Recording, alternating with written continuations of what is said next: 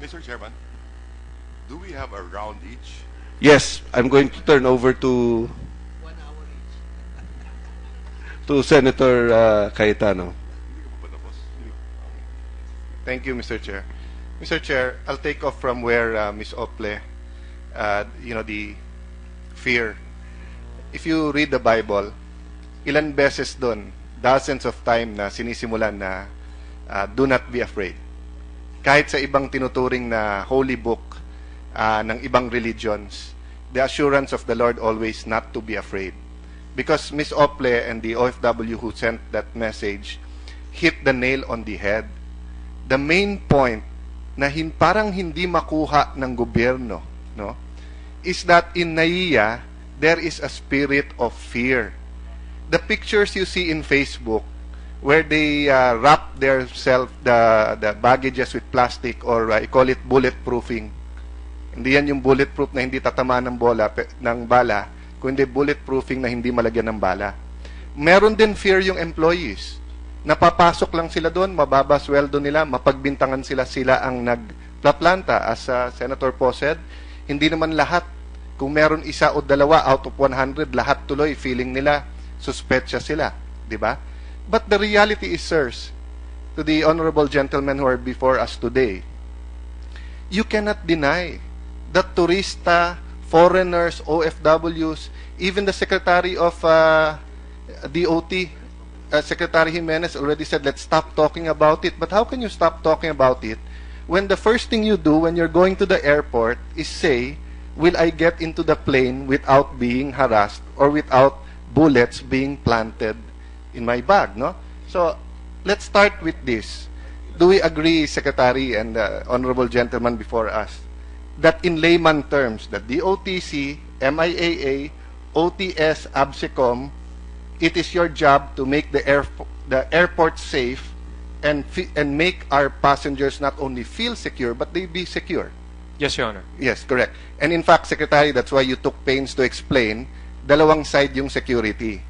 One is that wala talagang makapagdala ng bala o explosive sa aeroplano because safety nila yon. Diba? That's what you were explaining to the media, na trabaho nyo yun.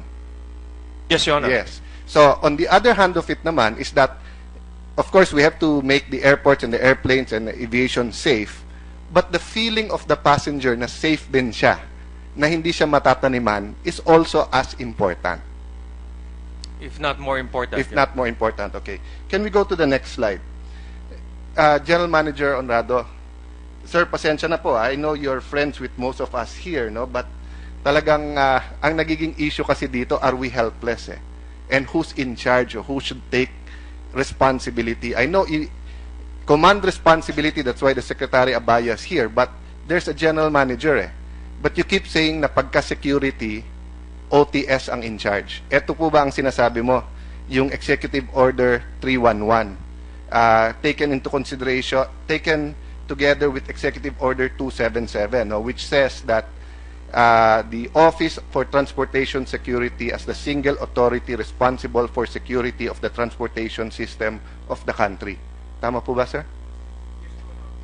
Yes, Your Honor. 311 po. EO 311. Okay. So, ang sinasabi mo, basta't security, OTS dapat.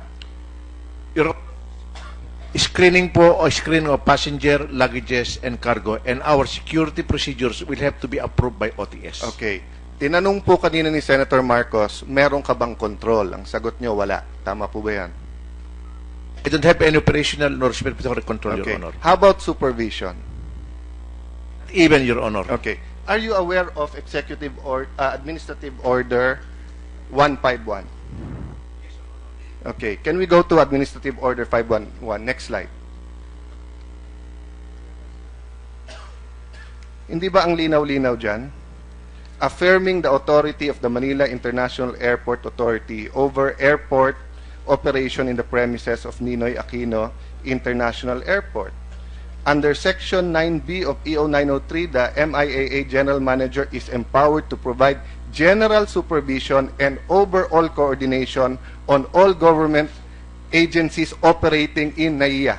So you cannot tell us now that there are 22, 40, 50, etc. You have general supervision, meaning kung may problema, Tama, hindi ikaw ang automatically may masisisi. Pero kung may problema, trabaho mo i-coordinate lahat yan.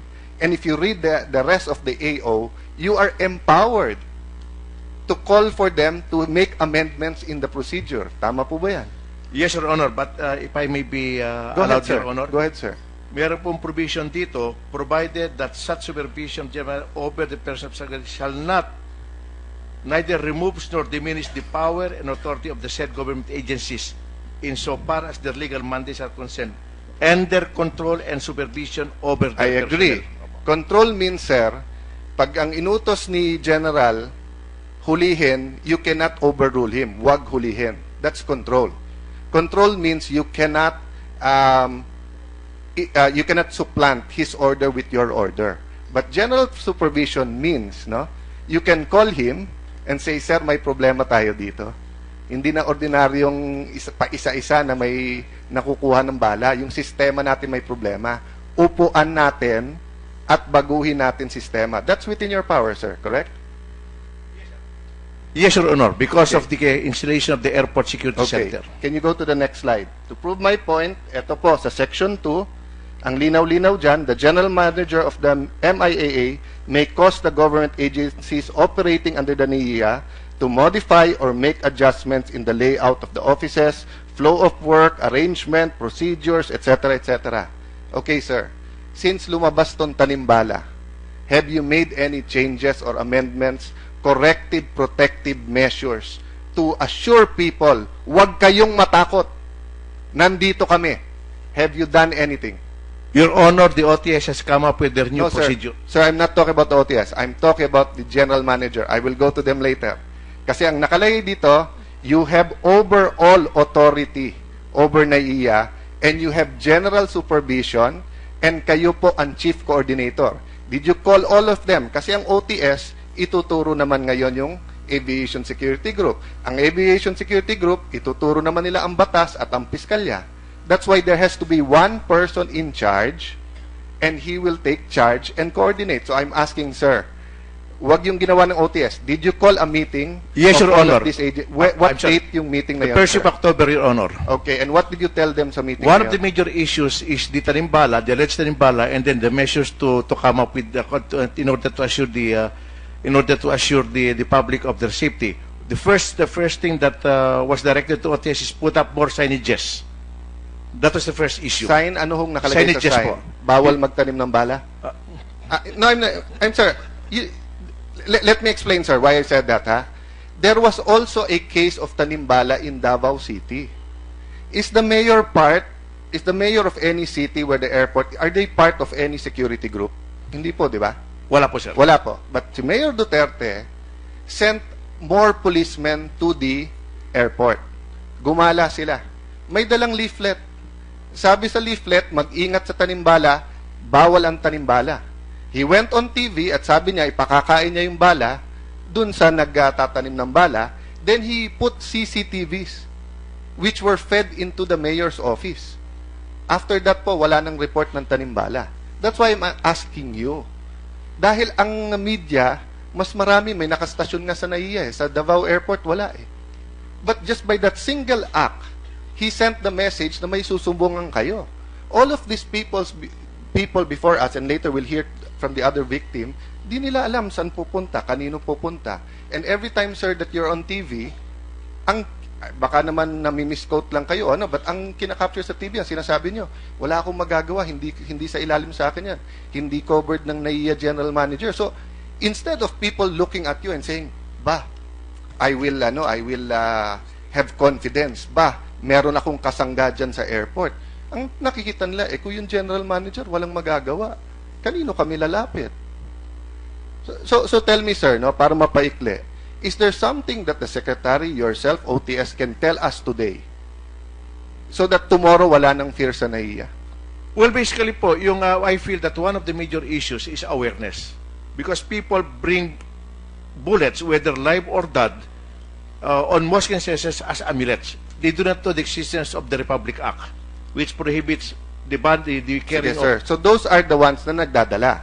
So are you saying, sir, na walang tanimbala ngayon? Because the people in front of you, None of them brought bullets, according to them. So are you saying now they're lying? At nagdala sila ng bala? Your don't think I'll be in a position to say that. No, sir. Because if we do not admit that meron tanim bala, we're back to square one. We can only solve the problem if here today we admit that there is at least one case of tanim bala. This fiscal's office have already dismissed a lot of these cases. You know, Mr. White here is saying there's no way that the bullet is theirs, it could come from them. Our OFWs here were saying that coming from Lawag, coming from other airports, na screen wala, pero meron. So are you saying, sir, right now, you're 100% sure na walang tanimbala? I can be 100% sure here. Let me just So, sorry, sir. You're 100 sure na I'm wala? not sure. I'm not. Okay, 100. I cannot be 100% sure. Mayor Duterte was also not sure that in Davao wala o meron. But by making that statement and doing those simple things, putting additional police na hindi taga-ABSICOM doon, by putting CCTVs, na-assure na sila eh. Kayo, nakita mo yung OFW na papunta ngayon sa NAIA? Nag-text pa kay Miss Ople na, ma'am, anong gagawin ko pagdating doon? So, kung nanunood, nakikinig sa'yo ngayon po, sir, or kay Secretary Abaya, can't we, no, we're already in the Senate eh. Can't we now tell them, huwag kayong matakot, at pagplantahan kayo, hindi kayo kakasuhan, makakauwi kayo. Justice Acosta here, the POWhead, already, ito yung Fajardo versus People case. Ma'am, correct ba? Okay. Ang daming nagfa-file ng bill na i-decriminalize. Hindi kailangan eh. Sinabi na, if the police in the investigation, if your security group finds that wala silang intent to possess, duda kayo na nilagay, you don't have to file a case. Sabihin nyo, sumakay na kayo sa aeroplano. So, let me follow up, sir. Hindi ba yun ang case, you used to have a security council in the airport before your Yes, Your time? Honor.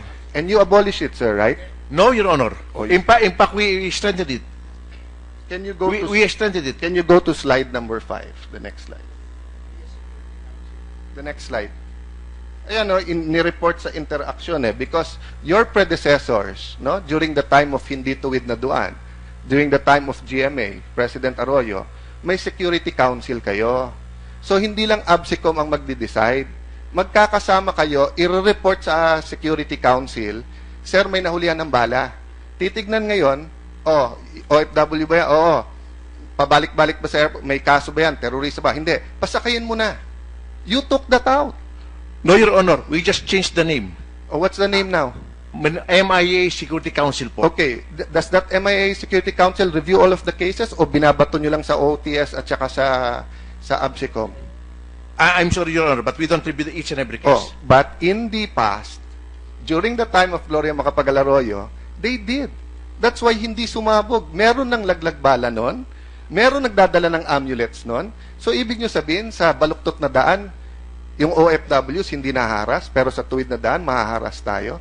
Couldn't you have just talked to that Security Council? Couldn't you have talked with General Balagtas? Haven't talked to the POW and say, ma'am, ano ba talaga batas dito? Bakit dati, pag OFW nahulihan, kahit sabihin niyan dala niya at sinabi amulet pero hindi live, hindi na kinakasuhan. Bakit ngayon? This isn't new. This has been happening for decades in our country. Parang hulid up yan. Kahit saan may hulid up. Ang punto po dito, sir, how these people in this room now have been handling this. You blame media, you blame people, you say na pinapalaki ito, but your handling of it. It's been 60 days since the case, or ano ba ngayon, November 12. September 11 yun, 2 months. None of you here have interviewed them. May I just interrupt myself and ask the other alleged victims here. Kayo ba in-interview na ba kayo ng kahit anong opisina po dito? Ma'am, pwede isa-isa yung pangalan nyo tapos or yung counsel po. Afternoon po, sir. Pakisabi lang pong pangalan. Tapos Ako po si Rufina Cruz, 65 years old, sir. Oh, ma'am. Kayo po ba, nakausap na ba kayo ng kahit anong opisina dito, Never OTS? po. Hindi pa. Kailan po yung nangyari sa inyo yung kaso? November 6, 2015 at 5 o'clock in the morning. Okay. Next, ma'am. Sino pa po? Good afternoon po. Ako po si Rowena Otic. Ganun din po. Kailan Wala. nangyari, Rowena, yung sa'yo? November 3 po, Okay. ng 2 p.m. po. So, wala pang kumausap sa inyo sa 4 na opisinang ito? Wala po. Nag-overnight pa po kami dun sa Aviation. Wala pong lumapit. Pero dinideny nyo, no, na dala nyo yung bala? Yung sa akin po kasi, dalawa po yung nakuha. Yung isa po, una pa lang inamin ko na kasi yun po, anting-anting din, tapos walang laman, may palo na, wala pong pulbura. Walang pulbura, Opo. okay.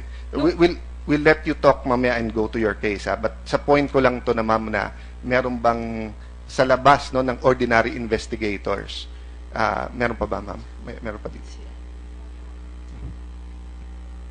Good afternoon po. Ako po si Milagrosa Cagente, 48 years old. Sumundo lang po ako. Wala pong nakausap.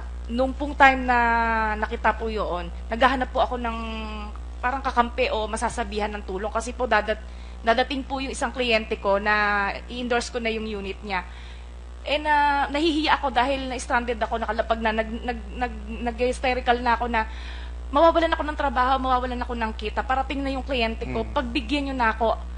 Sabi kong gano'n. Tapos ayaw nila ipagalaw yung bag. Sabi ko, walang gagalaw niyan. Hindi ko yan papayagan. Akin yan. To this day, ma'am, may kumausap sa inyo Wala sa 4 na po. opisina? Wala po. So nakita mo, General Manager, Secretary, no? From our point of view of the media, parang press release lang yung iniimbestigahan. Kasi eto yung 4 na example, 5 ng here today. Hindi ko alam yung iba. General Baglas, no? Parang lumalabas, despite this scandal, hindi nyo binago yung procedure.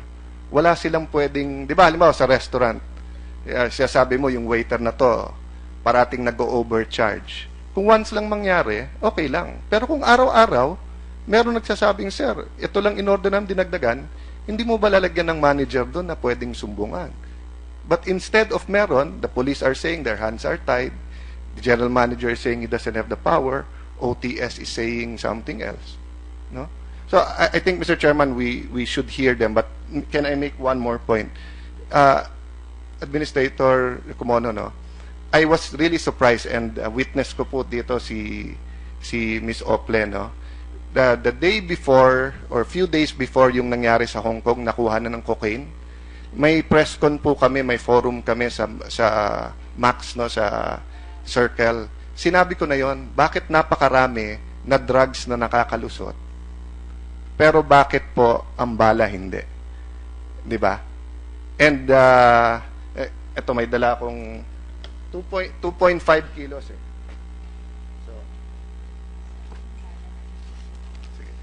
So eto po ang equivalent ng 2.5 kilos. Flour lang po to, hindi to po okay. Ayan po, okay?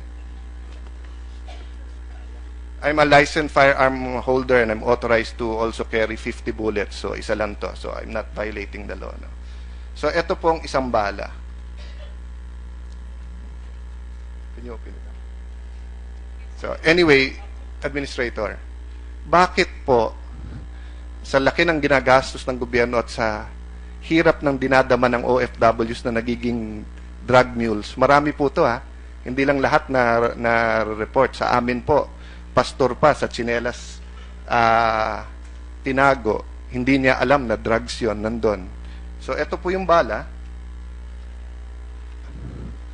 Ang daming case na nakikita, ito po yung equivalent ng 2.5 kilos ng cocaine. Hindi nakikita. Anong explanation po nun? Una po, yung expertise po ng aming screener is really para po doon sa sa listahan ng prohibited items, including po yung yung explosives. Ngayon po, pag nakita mo po kasi sa X-ray yan, hindi niya po sinasabi kung yan ay explosive or other substance. Ang sinasabi lang po ng ating X-ray, which is a single view po, is it's an organic substance, inorganic substance, or mixture po. The other, Iba po ba ang inyong X-ray sa X-ray ng Bureau of Customs? hindi ko po alam yung sa Bureau Okay, of Customs. can you go to the next slide, please? The slide number 11. Number 11, yung sa Bureau of Customs. Ayan po kasi sa website ng Bureau of Customs, pati hidden drugs kita. So, bakit naman po yung X-ray nila? Mas bago po yung sa inyo, bagong bili po yung sa inyo, di ba? I saw some press release that Kung yung, nag-upgrade kayo sa NAIA ng X-ray machines. Eh. hindi po kami yung bumibili ng X-ray machine Okay. sa NAIA po. Yeah, but it was delivered there, no? Hindi opisina nyo, but delivered. So, Opo. bakit yung sa BOC na X-ray machines, and can you go to one slide up yung sa, ano, no? Rappler said the same thing, no? New X-ray machines boost NAIA revenue collection. Capability, jewelry, luxury, designer bags, foreign currencies, and even prohibited drugs. Do you mean to tell me now na kailangan pa namin himayin pag may budget? Ano yung X-ray machine ng OTS? Ano X-ray machine ng BOC? Hindi ba dapat yung X-ray machine nyo, kita rin kung may prohibited drugs? Doesn't that affect the safety of passengers then? Ang pinagbabatayan po namin, Your Honor, as far as yung prohibited items, entering po, yung entry dun sa loob ng aircraft, ang pinagbabatayan po namin dito yung listahan na binigay ng ICAO. Yes, but you're not limited to that. I read the executive order. You can add to that list, hindi ba? Opo. Oh, so halimbawa, kung sa view mo dapat ang nail cutter or ang lighter hindi dapat, pwede mo idagdag sa listahan. Makikita sa ano po 'yon, sa X-ray. Again po, ang pinagbabatayan po namin, even yung Swiss knife. Yes. Yung still po, yung ano po 'yon, yung But I don't know, sir, kung sa iyo to, kung kay Secretary Abaya, kung kay General Manager Honrado, pero hindi nyo nakikita yung problema. Hindi nyo nakikita na kung hindi pa nagkaroon ng tanimbala, hindi pa nila makikita na pag ganitong cocaine makakalusot, eto hindi. Samantalang ang BOC, sinasabi nila, meron naman silang X-ray machine. Kasi, paano kung halimbawa, sige, na-solve natin tanimbala, kung tanim shabu naman ang gagawin ngayon? It's the same effect. You will have Mr. Whites here, you will have Nanay Glorias here, you will have Lolos Santiago's here, but instead of the bala, eto ang sinasabing ilagay. Mas madali lang ilagay yung bala, but I can put 50 grams, 10 grams of shabu in a small plastic, madali din iipit. Yun, sir, no? So, hindi ko, sir, sinasabi na any one of you here are doing this. I know you're trying to solve the problem, no? But that's the main point of all of this. Why did it turn out to be a national scandal? Can't we go out of this room, some of you announcing something here, that this will stop today? And if any of you are like Mr. Lane White, any of you are like Nanay Gloria, eto ang tawagan mo number. Ang number na nagbigay dito, sir, I'll just finish it, si Justice Acosta, ang problema, defensive pa rin eh. If you call Justice Acosta, a case will be filed pa rin against you. Can you not instruct the PNP Aviation Group that upon investigation at nalaman nyo na walang intent to possess, walang laman yan, etc. yan, do not file the case. Get her or him on the plane. You have all the computers, all the background, etc. For the last 60 days, hindi nyo binago. You still continue, and then sa media, you keep saying, kasi anting-anting, kasi sila. So, ang dating po sa mga pasahero na pupunta doon, pag may nakita sa amin, pagpipilitan ng opisyal na kami amin yon at anting-anting yon. You know? We have to give the passengers assurance. Wala kayong dalang bala, may makita dyan, pero we accept your explanation. Hindi namin kayo kakasuhan. Can we give that assurance to them today? Or, sabihin, pag may nakitang bala sa inyo, sorry sir, sa piskal na kayo magpaliwanag. Can we give that, sir, today? In fact, Your Honor, pinag-uusapan po nga yun, sinabi po ni Secretary Abaya as far as NCAC is concerned, para lang po na maintindihan natin, ano, at yung tama po yung sinasabi ninyo, pag na-detect nga po itong item na to, tapos po pwede naman palang hindi na. Kasi ang sinasabi, yun nga po, sinasabi nga lang po namin, baka naman pwede yung discretion, na hindi, wala namang intent to possess. Sinabi na nga po ni Justice Acosta ng Supreme Court pag walang intent to possess, so all the ABSECOM has to do is that if their investigation finds, I'll demonstrate it to you right now. Sir, ano yung dala mo niyang folder ba yan? Pwedeng, sir, dalin mo sa akin. I-demonstrate ko lang sa inyo, sir, ha? Para lang malinaw at matapos natin to today.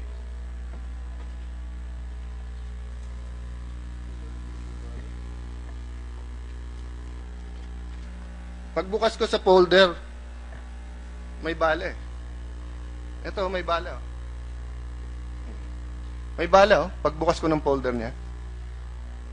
So will I detain the general today and file a case against him? Or will you look at the CCTV kung hawak ko yung bala, and will you look at that he's a PNP officer, he's authorized naman na may bala? I could have easily slept this, last night, iniisip ko na pagpasok nyo, lagyan ko yung bag nyo ng bala. Just to make the point that kaya nga may investigasyon. Thank you, sir. Just to make the point, sir, the police are not stopped. It's not a matter of discretion. It's findings of their investigation. You can create a committee, and there used to be a security committee. Kasi ang problema, General, siguro ang problema ng police, di ba? Pag hindi nyo pinail yung kaso, natatakot naman yung mga police, sila naman ang kasuhan. Tama po ba yan? That's right, Your Honor. But if it's a committee, you file your findings. Ang finding namin, OFW yan, 10 beses lumipad yan, never may dalang bala, tingin namin walang intent. And a committee of 3 people, 1 from OTS, 1 from the General Manager's Office, 1 from your offices, pasakay na yan, huwag niyong i-delay. Aangal ho ba yung inyong komandon? I think, sir, Your Honor, we will go with it, sir, kung may po. At walang fear ang polis nun na siya ang babalikan, di ba? Yes, Your Honor. So Secretary, can something like that be done? So that wala nang fear yung pupunta doon. That's still an investigation. No, there's no law violated there. You are not violating the firearms law there. You are simply following the result of the investigation. Of course, pag binuksan mo, may granada dyan. The guy plans to blow up the airplane. Of course, kakasuhan mo. Hindi mo papasakayin yon, di ba? Pero kung makikita mo lahat ng facts, 21 years yan OFW, pabalik-balik, 70 years old yan, never, walang criminal record, di ba? Iisang bala. Sino ba naman, everyday na sa news, magdadala ka pa ng bala, iisa pa? Di ba? I mean, that's why they said you cannot buy common sense eh. Kaya kasama na talaga sa investigasyon yun. Ngayon, pagbukas mo ng bag, there are 300 bullets doon, nakabalot, bebenta. Ibang usapan po yun, sir. Wala naman siguro dito magsasabing ganon, no? But I think that's the main point, sir, of this issue. Going to their cases, we can spend 60 days, 100 days investigating, but can we go out of this hall having some sort of solution or committee that if I go to the airport tomorrow at hindi ako senador, may nakita, who do I call? And can they assure me within 30 minutes they will tell me whether a case will be filed or I can go because they found out na, for one reason or the other, may bala ako dun sa bag ko. Well, Mr. Chairman, I think we need inputs from the prosecutor and Undersecretary of DOJ could help us because it is also dangerous to give discretion down to that level. As you know, when you have discretion, there's opportunity to negotiate and likewise exploit people in the same light. So, I think we should hear because we Secretary, first of all, this is not new. During the time of President Macapagal Arroyo, they had a security committee. And the security committee reviewed some of these cases and they did it that way, kaya hindi to pumutok. Pangalawa po, this is standard operating procedure even of the Philippine National Police. If in the middle of the night, nahuli ka sa motorsiklo, dadaling ka sa presinto. Kung ang finding sa presinto is that wala kang intent to possess o hindi, etc., pauwiin ka, hindi na dadalan sa piskal. That's why I'm saying that there's no need for an amendment of the law. I'm not talking about cases that when you investigate, you find out na talagang nagdala ng bala. Talagang may live talaga. I'm talking about cases na kaya nga iniimbestigahan nila doon na sinasabing nilagay ito. Like in one of our witnesses here, sabi niya may dala siyang isa, pero hindi siya live at amulet. Nung nalaman na hindi live, nilagyan ng isa pa. Mr. Chairman, I think we should ask the prosecutors because they determine kung dapat bang kasuhan. Sir, that's where I'm trying to correct you as a lawyer, no? The prosecutors will determine if the findings of the police is that it should be filed. But the police can find. Ma'am Acosta, can you help me explain that? Diba? You get that point. Can you help us explain that so we can come to a solution? Para po sa kaalaman ni Secretary Abaya, resolusyon po ito ng Piskal ng Pasay, si Piskal Michael Vito Cruz. Dinismiss po niya for lack of probable cause ang isinampa ng ABSICOM laban kay Joby Noblesa. Ang reason din, no animus possidendi. Isa po to, dated November 10. Eto pa po, approve po ng City Prosecutor na si Nolasco Fernandez Jr. Pagkatapos po may pangalawa pa, yung kaso po ni Nanay Antonina Agustin Rozaga, 71 years old. Ganon din po, si Piskal Nolasco Fernandez, City Prosecutor, mismo ang pumirma. Case filed by ABSICOM, dismissed for lack of probable cause. Isang bala lang din ho ang involved dito. Noong pong, ito po ang pinakauna na dinismiss November 9. Tapos kay Nanay Gloria Ortines, isinampa ng ABSICOM, PO1 Ballesteros, Galang, Abella, Rosal, complainants. Ganon din, mas mahaba po ito kasi sensational yung kay Nanay Gloria. Nasusulat din po dito, in view of the foregoing, for lack of probable cause, the charge against Gloria Ortines Idumawal for violation of Section 28 of RA 10591 is hereby dismissed November 11. Signed by Senior State City Prosecutor Willie Chan. Approved by the City Prosecutor Nolasco Fernandez. In other words, ma'am, if Nanay Gloria went to the airport tonight, may nahanap na isang bala, yung investigador sinabi, 21 years kang OFW, never nagka-problema, galing kang Lawag, we do not believe na dala mo to, we will not file a case. Pwede po yun. Pwede po yun. Kasi kahapon nga, yung magaling nating colonel ng ABSICOM, nag-motion po ako. Motion to dismiss the case. Do not forward the case to the prosecutor. OFW, pupuntang Taiwan, dalawa. Mawawala ng trabaho, balik-balik. Eh, bakit mo kakasuhan pa? Ito, release from custody, pirmado ni Police Senior Superintendent Adolfo B. Samala Jr.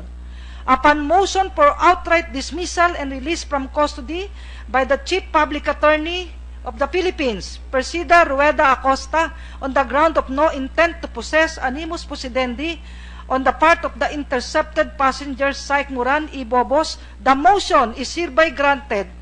Ayan, wherefore, quote and quote, nirelease po sa OWA siya. Dalawa po ito. Kaya pong gawin kung gusto. Mr. Senator. Last point, Mr. Secretary, please study that. I was hoping, di ba, na you can just reconvene that committee. You would agree with me na ibang-iba, halimbawa, Granada yan. Kasi kung Granada yan, bakit mo papayagan makasakay? Paano kung yung airplano ay ma-endanger? Pero iba yun sa isang bala. And this scandal is ongoing because, you cannot just blow up the plane with one ball, especially when you open it up at wala naman palang pulbura. Kasi yung mga nagsasabing amulet, alam din nila na may batas so bubuksan yan. I know personally, asawa ng isang pulis, may dala siya. Sinabi niya, anting-anting, hiningan siya ng 500. Pinakawalan. So yung sinasabi niyong discretion, etc., that's theoretical. In reality, di ba, whether sila nagdala o hindi nagdala, it's the investigation that is important. And if you just want to make sure of security but also of safety of the passengers, you can have a committee para hindi lang isa magde-decide. So, isang security expert na taga-OTS, isang security expert na taga-PNP, isang security officer sa general manager o kung sino man, di ba? Kasi kawawa naman po yung screeners nyo. May trauma na rin sila ngayon. Kawawa po yung mga porter.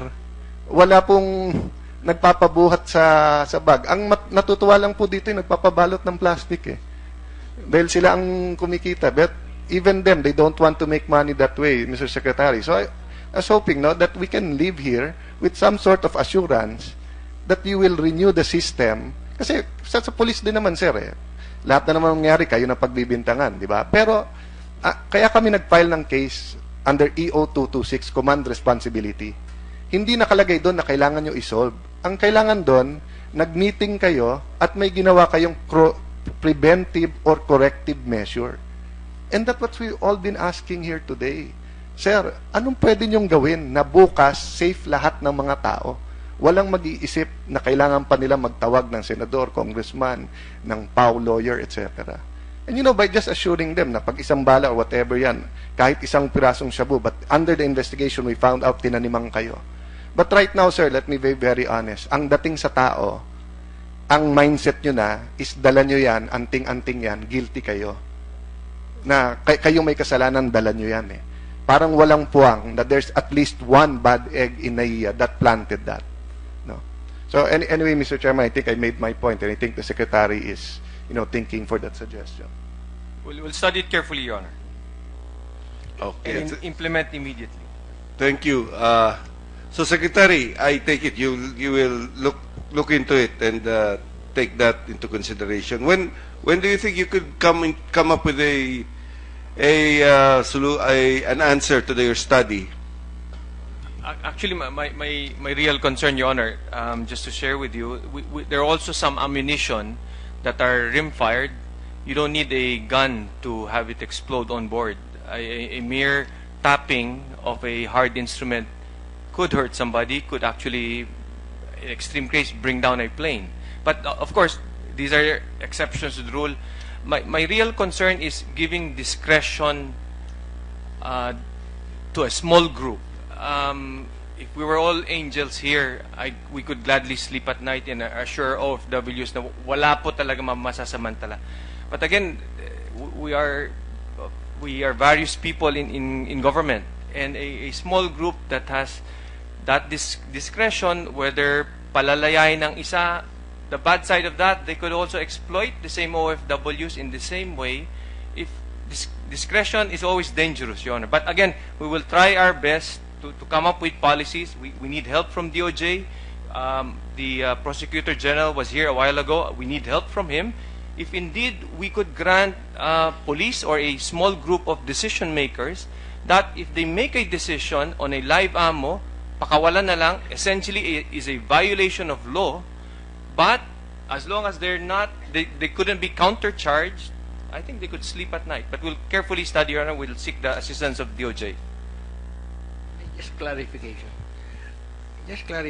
Why are we talking about live ammo versus dead ammo? Dead ammo cannot explode. Live ammo has powder. So that rimfire you're talking about, the 22, that's got powder. Yes, Your Honor. That is live ammo. That should not be allowed. But anything that's amulet, anting, makikita mo naman eh. Yes, Your Honor. So that should be allowed. Now, second point, what are the rules in other countries? We're not the only country with this kind of problems. Yes, We're Your Honor. trying to reinvent the wheel. Ano pong ginagawa nila sa Hong Kong, sa Singapore, sa Japan, etc. At gayahin natin sila. Yes, Your Honor. I think most of the things that we're doing right now is pretty much the same. Pareho rin po yung ginaganap sa ibang bansa. Just to clarify, Your Honor, kapag non-live, ibig sabihin, isang component out of the 4 is not present, ang OFW po, or any passenger, kinokumpiska lang ho yan at pinapayagang umalis po yung pasahero. Yeah. Walang fine, walang kaso. Only those in possession of a live ammo na kompleto yung 4 na component ang siyang may kaso dahil po sa batas. Alright. But pag nasa maleta nila na chine-check-in, bawal pa ba yun? You know, different kung handbag yung carry-on at kung nasa maleta. According, bawal pa rin po, sir. Bawal pa rin. Bawal pa rin po. Kung nasa maleta. Yes, Your Honor. Okay. Now, isang question ho kay Nanay Glo. Nay? Nanay. Miss Gloria, hiningan ko ba ng pera?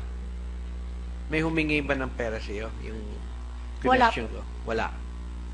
Opo. Ngayon, yung trip po ninyo pabalik sa Hong Kong, ano nangyari po sa binayaran ninyo? Wala na yon. Wala na po. Nalugi kayo doon. Opo. Hindi bali yung secretary, iriripan sa iyo yung... Sana Para po. hindi ko makuha, ilirifan ko ho. Mr. Chairman, I just want to clarify, Justice Acosta, yung sinasabi niyong People versus Fajardo Supreme Court case, kasi maliwanag, pagka-amulet, wala yung, di ba, there are four elements to a bullet. Any one among the 4. Oh, kung amulet, walang problema yon. Opo, mas pinakaluma pa po, pero itong controlling decision, yung People versus Placido Mesa, 84 OG 687. Yeah, pero ano sinasabi doon? Pag live ammo, pero walang intent to possess, please, paliwanag niyo po. Kahit po live ammo, Oh. walang intent to possess as an ammunition, sabihin, hindi pananakit, hindi pamamaril, Wala pong criminal, Walang liability. criminal liability. Opo. Opo. And according to Article 8 of the Civil Code, the Supreme Court decisions form part of the law of the land. Am I Tama correct? po. Napakatama po niyan. So, Secretary Abaya, please be guided accordingly in making your decision as to that committee. That even if it's a live ammo, according to Justice Acosta, kahit na live siya, pagka walang intent to Possess as an ammunition or to hurt, to sasaktan o papuputukin. possess as an ammunition or to intend to use to Opo. hurt somebody, Opo. kung Walang wala criminal yun, liability. no criminal liability. Kahit baril pa nga po yan meron ngang isang desisyon na ginamit natin mga piskal, para pinagawa lang niya, parang tagagawa siya ng baril, taga-repair, dala niya, nahuli siya, pinawalang sala po siya. Dahil because wala he was siyang intent to possess. Yung gunsmith ang tawag doon. Opo. Mr. Chair, just on that Yes, point, Senator Cayetano. that's what I want to clarify kay Secretary. I'm not asking you to give them discretion. They're the investigators. When they find out under their investigation that there's no intent to possess, or duda sila na talagang dala niya yon, meaning they suspect baka nga plinanta, it is their duty not to file it sa piskal. You watch all this police and movie, you can watch live yung totoo sa inquest or watch even sa movies. Yung police captain sasabihin sa police, why file it? They will just throw it out. You will waste taxpayers' money. So I'm not asking you to change the rule. I'm saying some time ago, ang NAIA had a committee and nire-review nila yung investigation. Hindi discretion yon. It's a finding of fact. Their finding and their investigation is that there's no intent to possess at hindi dapat, wag nyo na i-file yung kaso, pasakayin mo na. No? So, anyway, it's all been communicated. Kung ako masusunod, I will not let you leave here until you make a decision because every day na people go to the airport na nagdududa, kawawa empleyado, kawawa yung pupunta doon. You have to give them something, no? Or, or you stand there yourself and say, because, Secretary, excuse me, but, someone has to do the job. Hindi to bago, yung hold up, hindi bago tong tanimbala. But bakit pumutok to during this period? Kung sasabihin yung meron naninira, meron sindikato, di ba't hindi mahuli din? So can we, how long do you need if you can't decide today?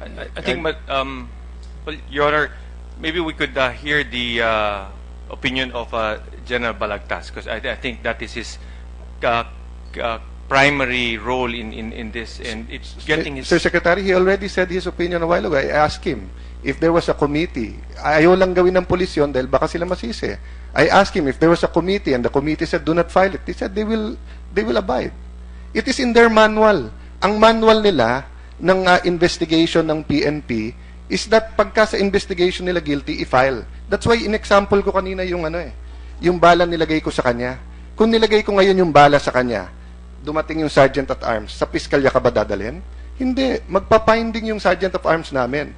And nilagay ni Senator Cayetano bakit siya ang dadalhin namin ng piskalya? So it's a finding of fact. But of course, if the finding of the Sergeant of Arms is dala niya and it's So I'm just saying, Secretary, if it's an ordinary investigation, case per case, tama yung nangyayari. Hindi na nga case per case Every single day, ang dami. At may accusation na nga na may modus, merong sindikato, etc. So unless baguhin nyo yung sistema at may remedyo, this will continue. And you want to continue, you made a statement, we assure APEC delegates, walang maplaplanta ng bala sa inyo. I'm sure what you meant was that also OFWs and everyone. But anong interpretasyon namin lahat? Pati ng sa social media tao. Ang interpretasyon namin, pagka taga-APEC, kaya nyo i-guarantee. Pag ordinary tourist at saka ordinary OFW, hindi nyo kayang guarantee. We want to help you.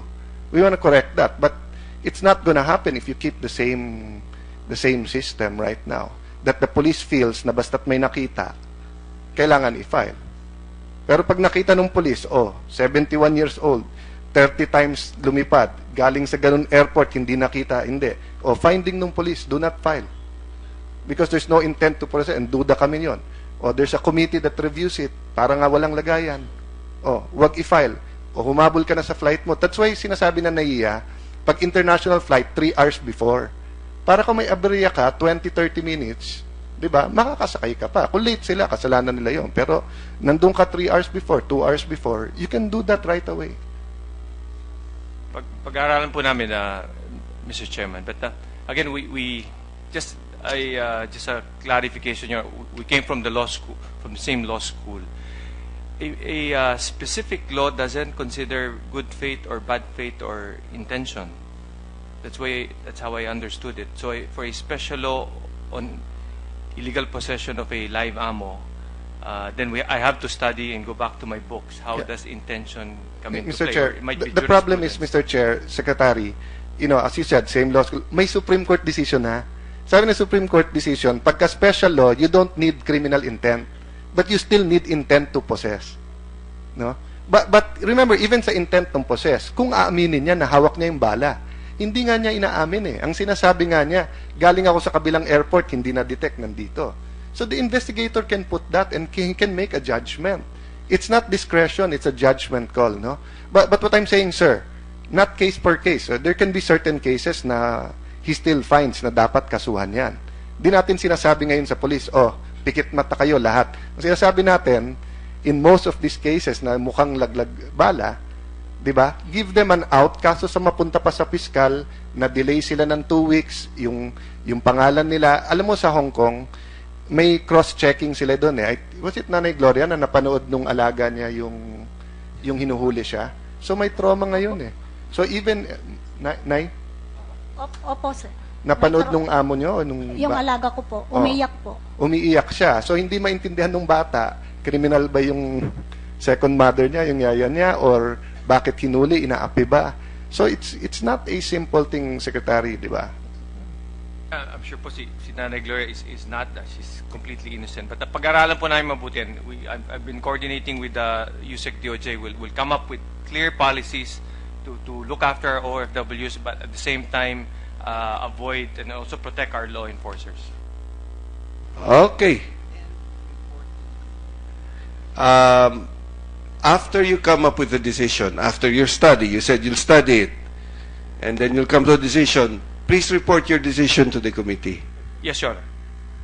Thank you. Thank you. DOT, Secretary Jimenez already said, let's stop talking about it. But how can you stop talking about it when the first thing you do when you're going to the airport is say, will I get into the plane without being harassed or without bullets being planted in my bag, no?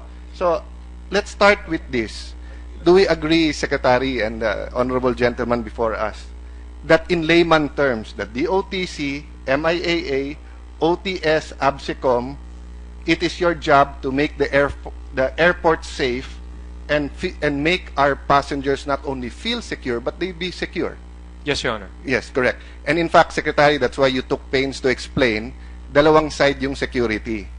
One is that wala talagang makapagdala ng bala o explosives sa aeroplano because safety nila yon. Diba? That's what you were explaining to the media, na trabaho nyo yun.